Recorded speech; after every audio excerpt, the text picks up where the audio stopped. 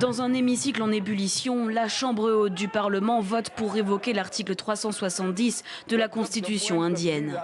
Amit Shah, ministre de l'Intérieur et bras droit de Narendra Modi, a été la voix de ce coup de force en annonçant la fin de l'autonomie constitutionnelle de l'État du Jammu et Cachemire.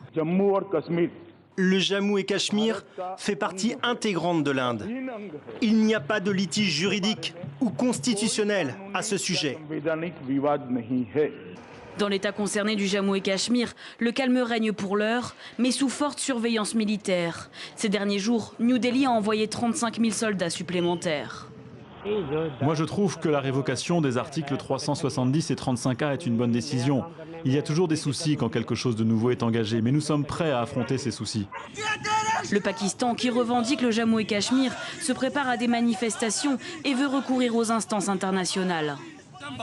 Nous allons nous battre contre l'Inde. Nous condamnons cette décision. Aujourd'hui encore, l'Inde occupe par la force cette région. La révocation de l'autonomie constitutionnelle de l'État du Jammu et Cachemire est un véritable séisme. La région concentre les tensions entre l'Inde et le Pakistan. Ils se disputent depuis 1947, date où l'autonomie de cette province, à majorité musulmane, avait été consentie en échange de son rattachement à l'Inde et non au Pakistan voisin. Cette révocation, promesse de campagne du Premier ministre indien Narendra Modi, est vue comme un coup de force de New Delhi. Elle intervient par un simple décret présidentiel.